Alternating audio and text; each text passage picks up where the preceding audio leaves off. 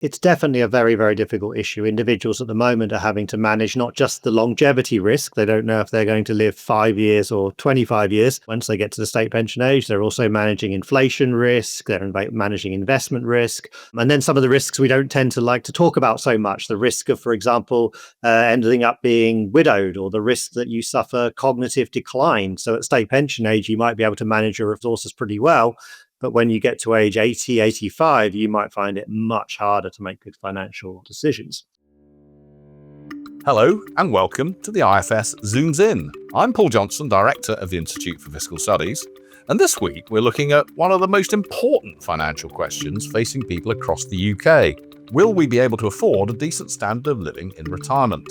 Over the past 2 years, we at the IFS have conducted a comprehensive review of the UK pension system, culminating in a set of final recommendations aimed at improving outcomes for future generations of retirees.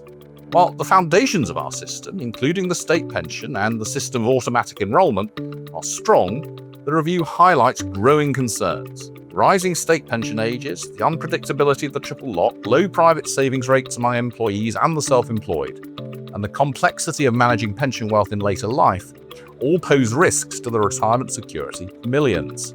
So, what changes are needed? What's the right balance between state support and private saving? And how can we make pensions easier to navigate? To discuss these questions, I'm joined by two of the lead authors of the report, Carl Emmerson, Deputy Director here at the IFS, and Laurence O'Brien, a Senior Research Economist also here at the IFS. So, let's get going.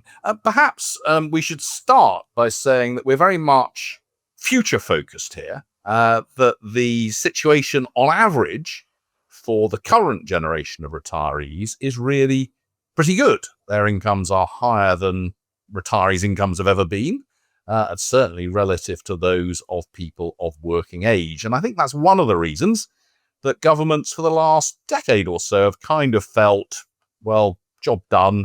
Current generation of retirees are doing pretty well. We've sorted out the state pension to some extent. We've got auto-enrolment, so do we need to do any more?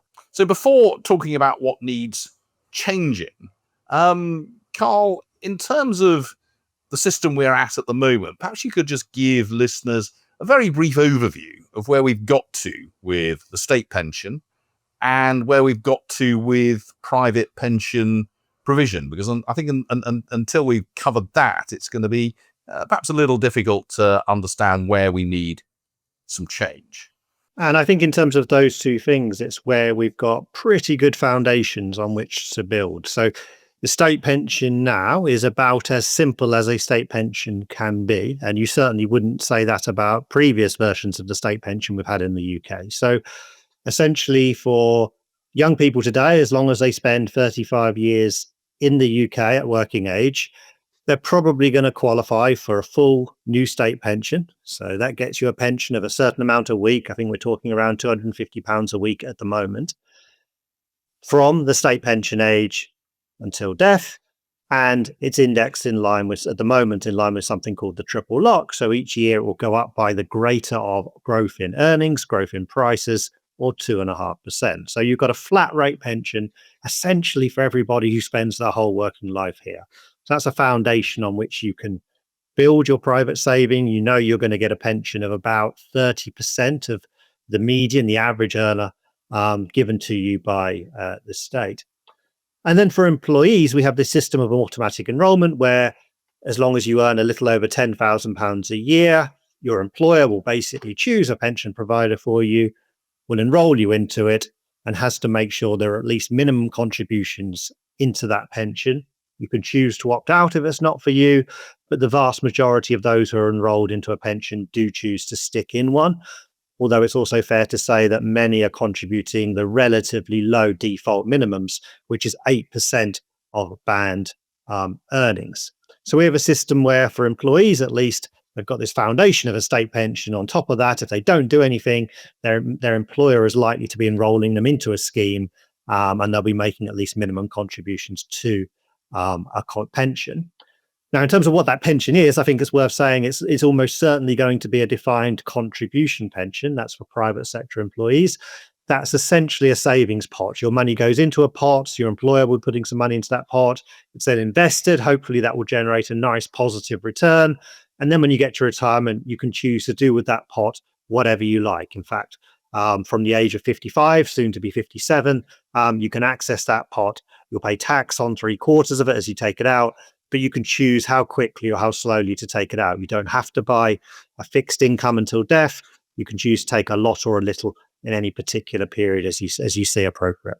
Okay, so that's a very quick overview of where we are. It all sounds pretty positive. We've got a fairly straightforward state pension, provides people with a basis on which to build. No one's suggesting you can retire comfortably on the state pension by itself, but auto-enrolment means that the large majority of employees are putting something into a private pension. So that all looks good, Laurence. What concerns then do we have about the prospects for future generations?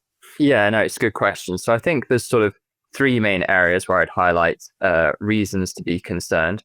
The first is around the state pension. We do have an aging population in this country. What that means is it is going to put pressure on the amount that we're going to be spending on the state pension going forward, on top of also pressures on spending on health and social care. And on top of that, we have, as Carl said, this triple lock uprating of the state pension. And what all these things mean is that the cost of the state pension is going to increase over time. And people also have a bit of a lack of trust in the state pension. And there's a bit of pessimism around whether it's actually going to be around. If you ask people, they think that it's not going to be around. And, a decent share of people think that it's not going to be around in 30 years' time. So I think, this sustainability of the state pension system is one thing to be concerned about. The second reason for concern is around sort of people's private saving. So as Carl said, we have this system of automatic enrolment for employees that has been, in some ways, a big policy success. It's led to a big increase in the share of employees saving in a pension. It was rolled out in the 2010s, and we went from about 50% of employees saving in a pension to more like 80% today. But it still looks like many employees are not saving enough for retirement. It looks like a substantial minority, talking about 40%, look like they're going to have an income in retirement that is lower, significantly lower than their income during working life. On top of this, we also have the self-employed, where only 1 in 5 of these self-employed workers are saving for a pension. And, many of these look like they might be on track for low standard of living in retirement as well. And, reductions in home ownership we might think might be going on in the future will also, for future generations of people reaching retirement, will also make things difficult as well. And the final cause for concern, just to sort of reiterate what Carl said, is that when you reach retirement, you have this really hard decision. You don't have, you've got a really flexible pot of money that you can do essentially what you want with. And, making decisions around this is really quite hard. And we don't think there's really enough support from the government to help you make good decisions with this money in retirement. Brilliant. So a number of issues there. I have to say that last one we'll come on to. How on earth you're supposed to manage that pot of money is a really difficult one. And as of the three of us, I'm the closest to having to think about that. It is something that I have to say does worry me. But let's talk about the state pension first. We've got this state pension currently. Pretty much everyone hitting pension age gets it. It's around 30% of average earnings. At the moment, you get it from age 66, but that age is going to go up to 67 over the next couple of years. And it goes up each year in line with triple lock at the moment. The higher of earnings increases, price increases, or 2.5%. So that's broadly where we are with it. But it's very striking what you say there, Laurence, about people's lack of confidence in the future. I think one of the things very striking for me with the work that we did was when you ask people, as you say, quite a fraction of younger people, I think, well, maybe it's not going to be there when I get to pension age. So given all of that, Carl, you came up with what I thought was a very nice set, snappy set of recommendations around the state pension, particularly in terms of a 4-point guarantee. Perhaps you could take us through what that is and the thinking around it. So the 4-point guarantee essentially says, first, the government should set a target for how generous it wants the new state pension to be as a share of average earnings in the longer run. So it could pick a number, maybe a bit above 30% where it's currently at, and say that's what our target is to get there. And if it wanted, it could use the triple lock to get there over time. The second part of the guarantee is to say that the state pension will always be increased, at least in line with prices. We don't think that pensioners should have to try and deal with a decline in their purchasing power from one year to the next if inflation happens to be particularly high. I think that's a good thing to make very clear to people, because a reasonable minority of individuals didn't believe the state pension would keep pace with inflation, despite the fact that it has always gone up at least in line with prices since at least 1975. So there's been no point in my lifetime where the state pension has fallen in real terms. So we think we should make that very clear to people who won't be doing that. I think the government should make it very clear that it's not got no intention to means test the state pension. It's a temptation to say, let's take the state pension away from perhaps those who've got substantial other income. But you really have to be very, very well off not to miss the income the new state pension provides. It's a substantial income, even for the richest fifth of retirees.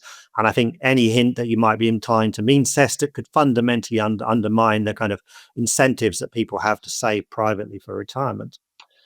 And then finally, on state pension age increases, I think it is pretty reasonable that if people live longer at older ages, that the government responds to the fiscal pressures that generates by increasing the state pension age. But I think there should be a commitment that that state pension age will only go up as longevity rises and never by more than that increase in longevity. So that's the 4-point plan. It's aimed at giving greater clarity to individuals about what they can expect from their state pension. Also give greater clarity to the public finances, so we're clearer about what the state pension is going to cost. And I think one of the risks it might help mitigate is if we keep the triple lock for a long while, we might see the state pension becoming more and more expensive. And one thing I worry about then is that the government responds at some point by increasing the state pension age by even more as a result of that extra cost. And I think that would be perhaps an unfortunate thing to do, because who loses out from having a very generously indexed pension but with a higher state pension age? Well, it's those that don't live very long. They typically are on average poorer, whereas richer individuals, yes, they would lose out a bit from having a higher state pension age, but richer individuals on average live longer and would be more likely to be enjoying that generously indexed pension in their 90s and beyond. Yeah, I think that's all very straightforward. You'd think saleable, wouldn't you? We guarantee the pension's not going to be means tested. We tell you where we want to get it to as a fraction of average earnings. And once we get it there, we're going to keep it there. And we're going to ensure that it goes up every year in line with inflation. And if we're going to increase the state pension age because longevity's increased, we're going to give you a 10-year warning of that.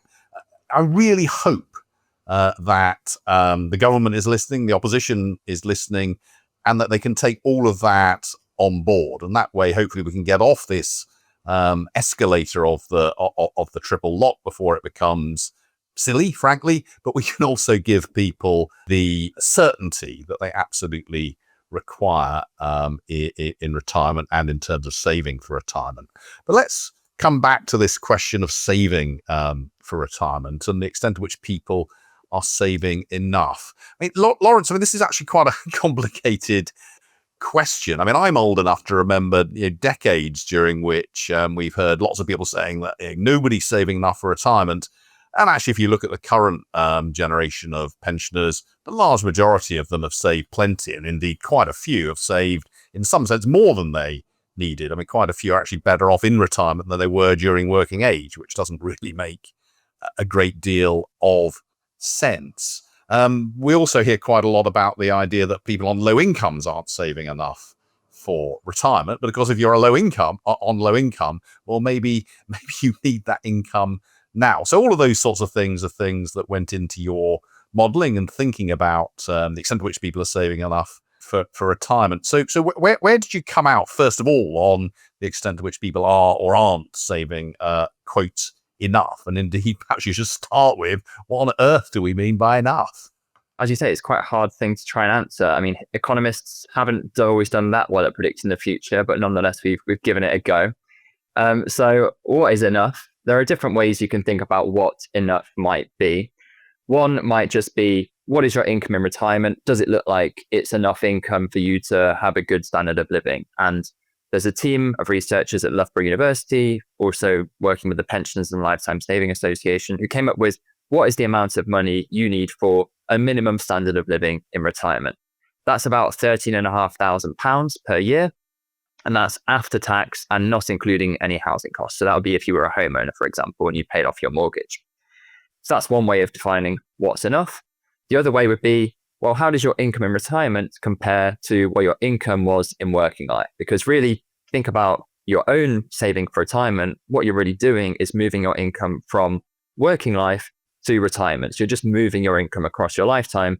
And so if you're saving enough, you're moving enough of that income from working age to retirement. And so your retirement income should be pretty similar to your income in working life.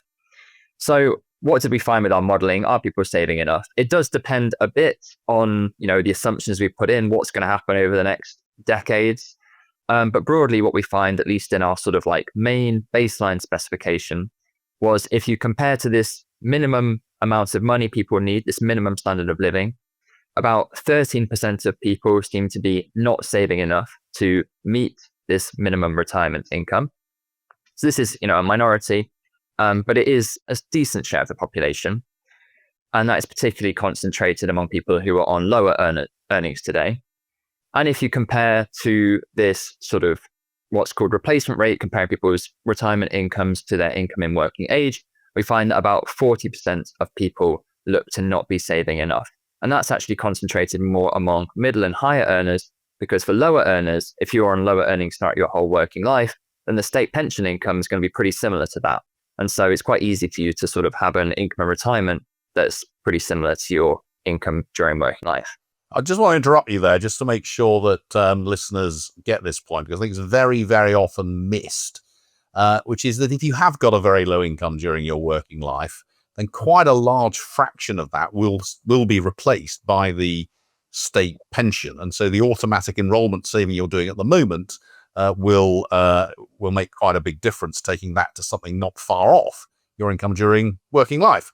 And beyond that, as I said in the question, you really don't want to make people who are on very low earnings worse off during their working life in order to make them better off later on. So the focus of the report and recommendations is that it's people on middling kinds of earnings, maybe above average earnings, 35,000, 50,000, maybe even above 50,000, where we're worried that people aren't actually saving enough because they're saving at a level which will result potentially in quite a big drop in their living standards after retirement. Yeah, exactly. So what we've recommended is, as part of automatic enrolment, there's this what's called a minimum default contribution rate. So what is the total amount of money that when your employer enrolls you into a pension that has to be going into a pension? And we said that this should be increased, particularly for people on sort of average and above average earnings. And I think one thing to say about that as well is, people also move up and down the income distribution over their life. So you might start out on pretty low income, but by the time you're in your 40s or 50s, you're actually earning a pretty decent salary. And so this recommendation would help people to do more saving, particularly in those years when they can most afford it. And again, it's just to kind of hammer that point forward. The consensus for a very long time that I've heard from the pensions industry and others, and you can understand it given the power of compound interest, is you should throw as much money into your pension as you can when you're young. And we're not saying you shouldn't put money into a pension when you're young, but again, because your costs are higher when you're young, you're probably earning less when you're young, you want to be saving for a house when you're young, and if you get to your 50s and you're still in work and the mortgage is largely paid off and the kids have left and you're earning more, that's actually a good time to be chucking money into your pension. That's not advice you often hear. I mean, we're not giving financial advice here, to be very clear, but that's not a story you often hear. But I think it is a very important thing that comes out of the analysis. I think the only other point I'd make on our sort of automatic enrolment proposals is the other sort of major thing that we've recommended, which is, as Carl said at the start, when your employer enrolls you into a pension, you can choose to opt out of the pension. So you can say to your employer, I don't want to save in a pension. And then you won't have to make any employee contributions to the pension, but the employer also won't contribute. What we've recommended is that there should be a minimum employer contribution, which is almost universal. So firstly, even if you decide that you don't want to save into a pension, or at least make an employee contribution into the pension, the employer would still have to make this minimum pension contribution. And we'd also extend this. So as Carl said, automatic enrolment is aimed at people earning more than £10,000. We'd also say that this minimum employer contribution should be for people on lower earnings than that. Maybe you'd have to have some sort of de minimis thing, so people on really small incomes weren't having employer contributions of £10-15 going into a pension. That might be a bit too much. But we do think that sort of extending this employer pension contribution to make it almost universal would help people essentially not miss out on a part of your remuneration. Because if you decide that you don't want to make this employee contribution, the employer essentially just keeps that employer pension contribution. It doesn't come back to you in form of salary. It doesn't go into your pension. And so you could make a sort of argument that by making this universal, that's in some ways fairer, that you get to keep this part of your remuneration. And it's striking. I think one of the findings from this work is there are particular groups who are particularly unlikely to be auto-enrolled, in particular some ethnic minority groups. So again, if you want to be appear to be fair and have some people not missing out, you might want to move in the direction you've just described. Yeah, exactly. So some work we did was looking into differences in pension participation rates by ethnicity. And one thing we found was that people from Pakistani or Bangladeshi ethnic background were more likely to opt out of their pension, about twice as likely to opt out of their pension than employees from other ethnic backgrounds, which seems to be something, well, it looks like it's something to do with their religion, in particular with Muslim teachings around saving, making people a bit wary about whether they want to be putting money into a pension or not. So I think that would be potentially good for sort of helping those ethnic inequalities there. It's worth saying that there are funds, including run by the default fund Nest, which are specifically designed to be compliant with that Islamic teaching. One other group, before we move on from the savings element of auto-enrollment, is the self-employed, who are quite a big chunk of the population, certainly a growing chunk over the last couple of decades. And their pension provision has moved in the opposite direction to everybody else's. Now only a very small fraction are putting any money into a pension. And when they do, they tend to put in the same cash amount month by month, year by year. So whilst employees are 80% of them are contributing to a pension and the amount they put in is a fraction of their salary, if their salary goes up, their contributions go up. Only a very small fraction of the self-employed are putting any money in at all. And when they are, they tend to be putting in rather a small amount. Again, we have some proposals for how we might make it at least a little bit easier for the self-employed.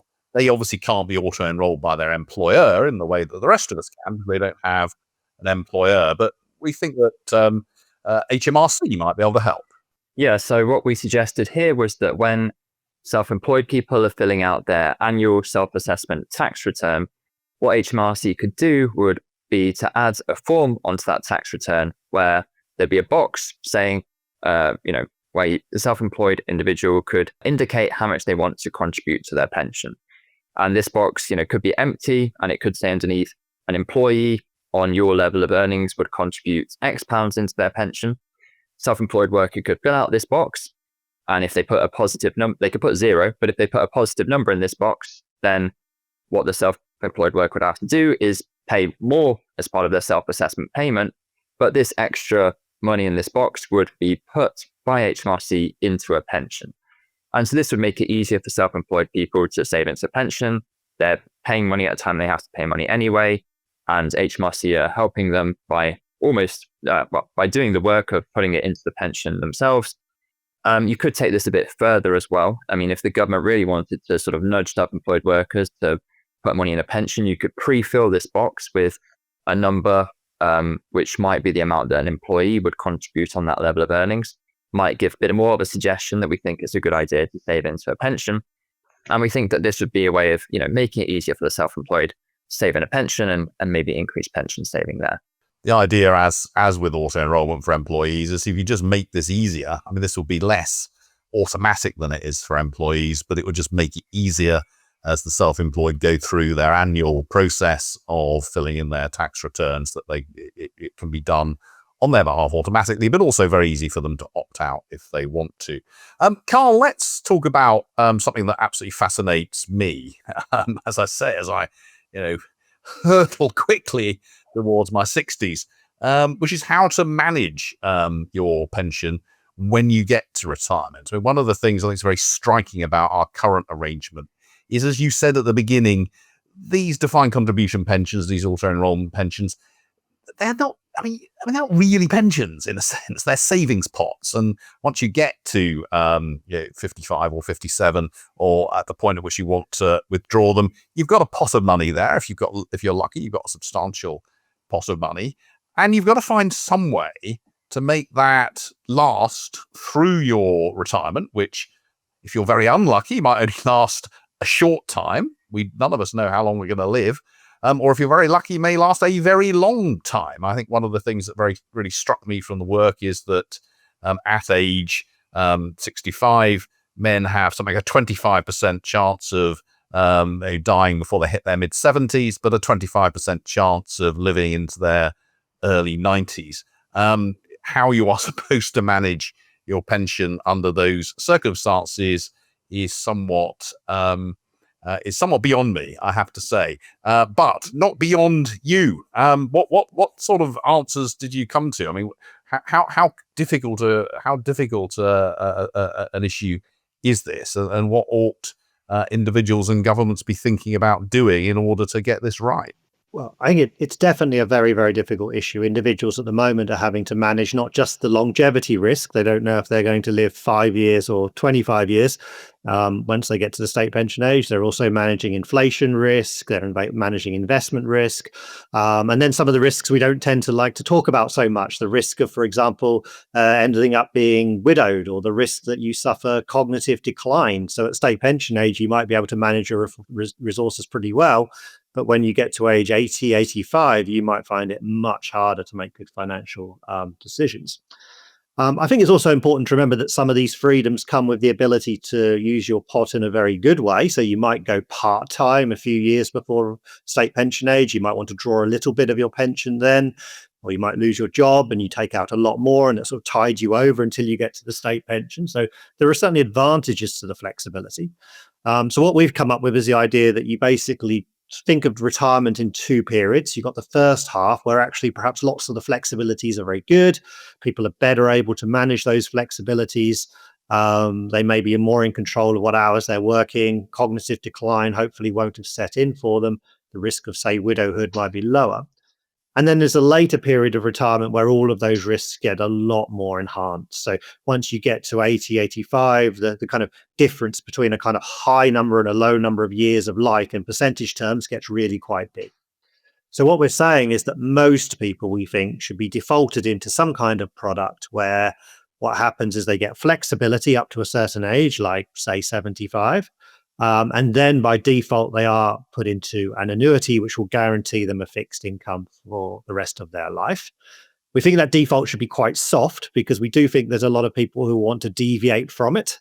So, for example, some people might just know they have a relatively low life expectancy because of information they have about their health, for example, and telling them at age 65 that they're going to be defaulted into an annuity might not, at age 75, might not be such a smart move. So we want to make it easy for people to deviate from those defaults if they can, if they want to.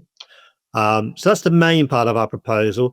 We then want to do a couple of other things, which I think are relatively small changes that shouldn't be too controversial. One is around the age at which you can first access that pension. It's jumping up from 55 to 57 in a couple of years' time. We think after that, it should increase gradually over time and perhaps reach age 60 by the time the state pension gets to 68. And our reasoning then is that even that would mean an 8-year period where people might have might make quite a dent on their private pension. If you're extending it any further, you could be depleting your pension quite a lot before you get to later stages of life. So increase that age, but increase it gradually over time. And the other is around the lump sum. So we're not, in this report at least, proposing any takeaway of how the tax system treats your pension. We're saying, okay, at the moment it's the case you can take 25% of your pension free of income tax.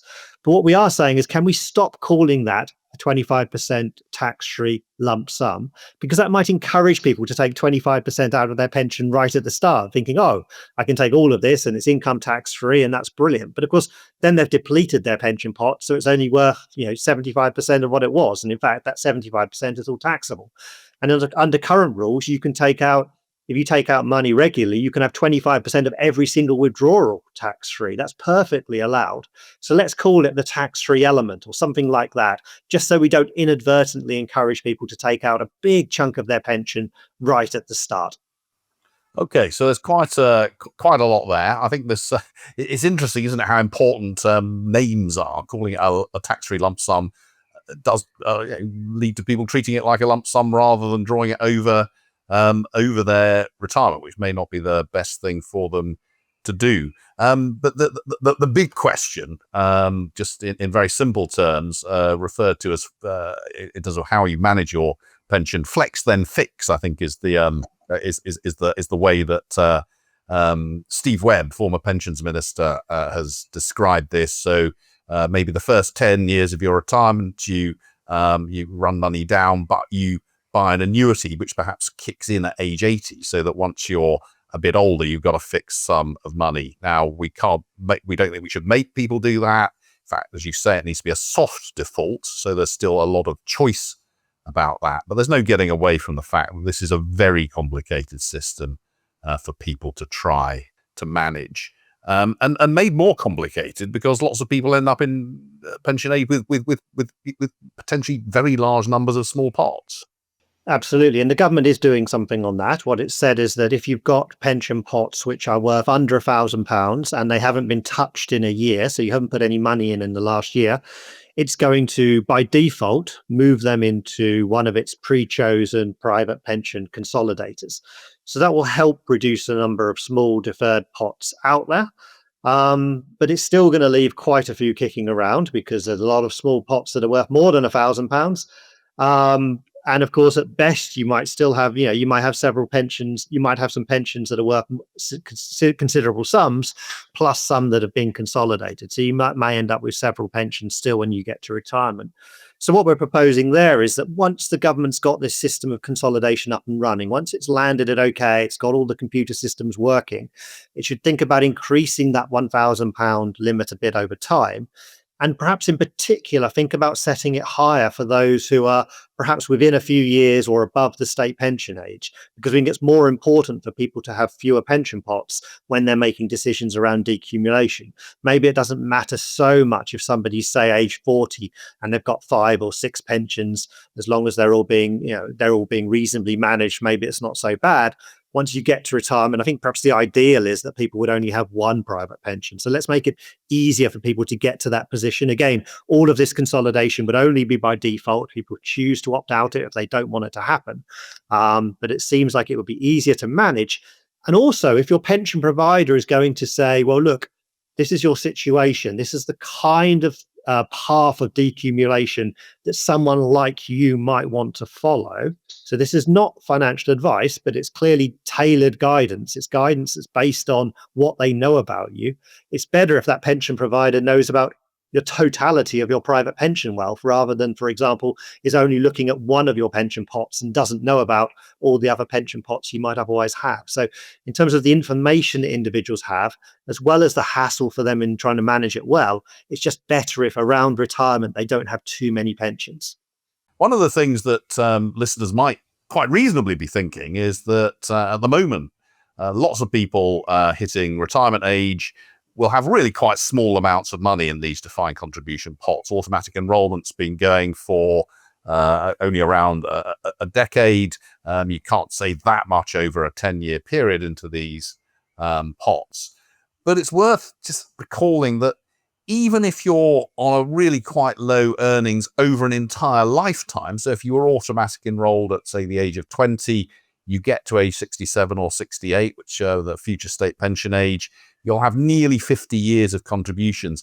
Even people on minimum wages over that period full time will still have pots of around £200,000. And if you're on average earnings, considerably bigger pots than that. So this is not certainly looking to the future, an issue just for the wealthy few. This is going to be a big issue for the large majority of people, and people who are used to being on relatively modest incomes, suddenly having to make decisions about really quite substantial pots of money.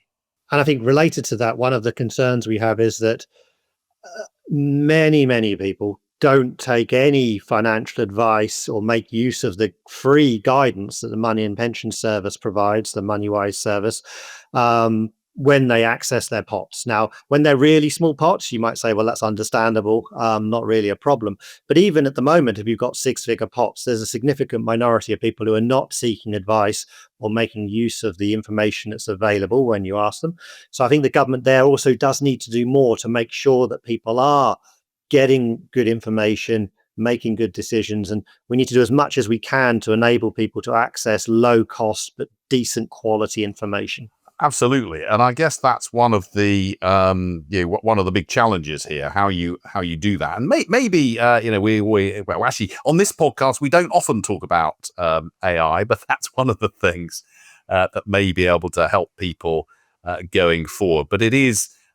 It really does strike me, and I think it is a conclusion of the review, that this issue about how you manage down your pension in retirement is a really big one. And it's worth saying that there is at least as much worry that people will underspend than there is that they will overspend. In other words, you get to 65 or 70, you've got your pot of money and you think, oh my goodness, I don't quite know what's going to happen. I don't know what I'm going to need later on. I might live a long time. I might have care needs and so on. I'm actually not going to spend any of it for a period of time, and then really don't get to enjoy the result of the hard years of saving that they've done during working life. So that's at least as much of a worry as people going out and blowing the money on cruises and fast cars or what have you, as soon as they hit the point at which they can take that pension. This is something I think governments are going to need to be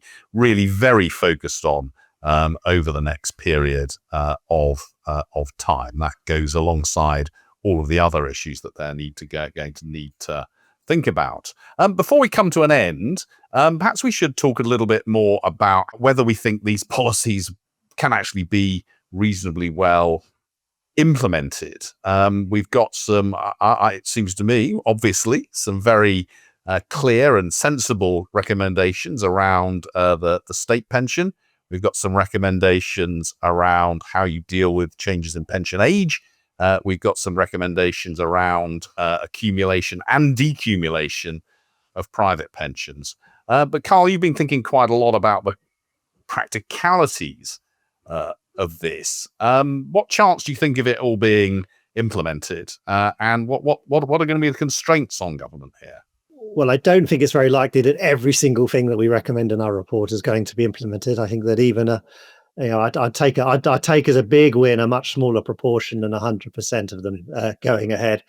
I think with the state pension, I think there's clearly a place that most of the major parties have got themselves in, including both the Labour Party and the Conservative Party, about committing to the triple lock without having that long run vision of how generous they think the state pension should be. And I think we do need them to get to a better place there.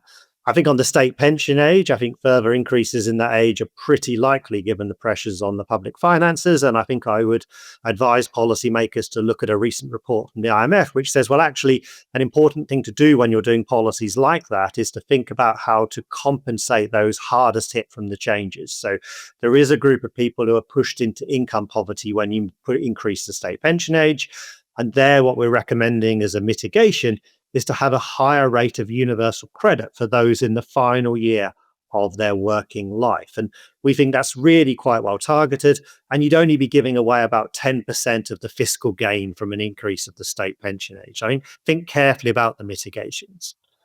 I think on automatic enrolment, where we're proposing increases in the amount that employees and employers are expected to contribute, I think the key there is for the government to announce early but implement slowly.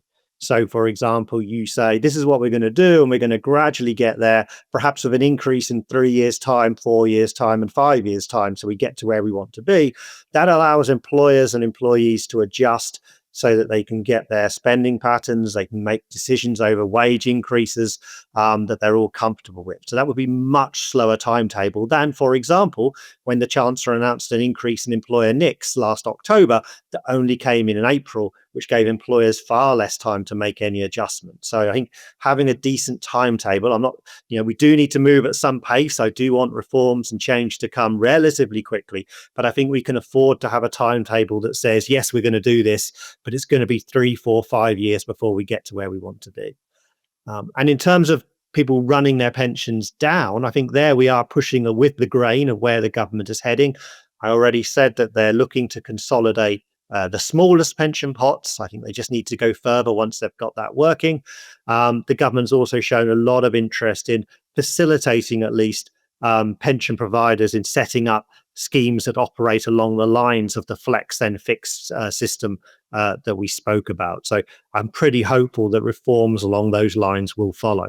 And I think one thing to add on here is, there are some reasons to be optimistic looking at the recent past. We did see the introduction of automatic enrolment in the 2010s, went pretty well. And that was a time when, we had austerity. It was a difficult time for the public finances. We're only proposing an extension to that. And, we still have public finance pressures, but it's not like we haven't been here before. And, similar for reforms to the state pension that also happened in the 2010s. So I think, obviously we are often, I think, a bit pessimistic on this podcast, but there are some reasons from recent history to think that some of the reforms we recommend at least could be feasible. That is a really good and positive, and I think appropriate note on which to end. It is actually quite impressive in many ways how this country has implemented pension reform over the last 20 years or so, starting off with the remarkable report of the Pensions Commission under Adair Turner, which recommended increases in pension age, increases in the state pension and automatic enrolment, all of which have happened over that period. We've had a substantial simplification, as Carl described, of the state pension. We've got through some increases in the pension age, and as Laurence has just said, over this period of austerity and over this period when earnings were rising really very slowly, we've nevertheless managed to introduce automatic enrolment and really kickstart, I think it's fair to say, a revolution in pension saving over this period. So if you look back at the last 15, 20 years, you would say that pensions is actually an area of really quite considerable success in policy terms, and an area where governments have done quite a lot. But I guess the warning that we would give to policymakers now is you can't rest on your laurels here. Whilst it is the case that the current generation of pensioners are doing pretty well, and whilst it is the case that automatic enrolment has worked pretty well, there are some pretty significant issues still coming down the road. There are all sorts of reasons for thinking the next generation of pensioners will be considerably less well off than the current generation unless we start acting now. And I think the report that we've published and the recommendations that you've just heard from Carl and Laurence would get us a long way towards sorting out a lot of those problems without actually significant or really significant additional spending up front, but with an overhaul of the system and a way of reassuring people as well. I think it's very important, reassuring people about the future, because this is an area where you really do need stability and long-term assurance, whether that be about the structure of the state pension, the taxation of private pensions, or indeed the way in which you run those private pensions down. So thank you, Carl. Thank you, Laurence, for joining us. And thank you for listening to this edition of the IFS Zooms In. If you enjoyed this episode, do subscribe. If you enjoyed this episode, do subscribe in your podcast app and share it with anyone who might be interested. And if you'd like to support our work, you can become a member for as little as £10 a month. Just check the link in the episode description.